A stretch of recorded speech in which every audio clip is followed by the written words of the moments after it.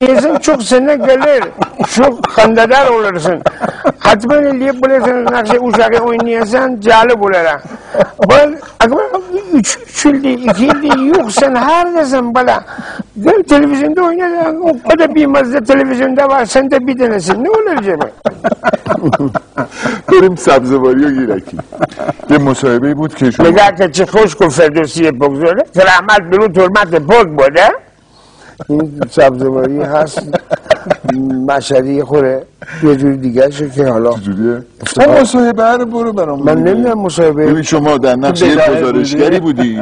چند نفر آره مصاحبه میکردی، لهجه‌های مختلف سوالات تو جواب میدادن. راجع به تلویزیون بود و برنامه تلویزیون آره.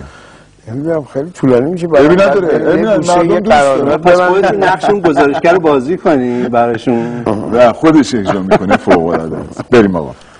والله نمیدونم. باید بریم یه گوشه یه قرارداد ببندیم. 13 تا تیپ دیگه 13 قسمت قرارداد ببندیم. شما میخواید ما رو تخلیه کنید. الانم دست یه دونه‌شو برو. ما کدوم دوست داریم؟ مثلا مادر بزرگی که راجع به برنامه‌های تلویزیون حرف میزنه.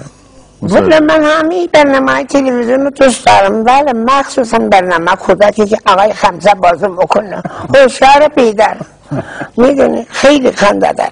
بعدم عاشق فوتبال ریال مادرید با چلسی، ولی متاسفانه سال 2 بار بازی میکنن، خیلی بد. فوتبال خودم میرم که همش دعوا میکنن با هم. نظرتون راجع به حیات وحش چیه؟ خیلی قشنگه، خیلی خوبه، حیوانات نشان میده، خیلی خوبه، خیلی بهتره. چقدر مهربون همدیگه رو جر میدن میخورن. بله بله. خب در مورد این مجریای تلویزیون نظرتون چیه مادر جان؟ خیلی خوشگلن، خیلی قشنگن، مثلا لباساشون، ولی حرفاشون من نمیفهمم.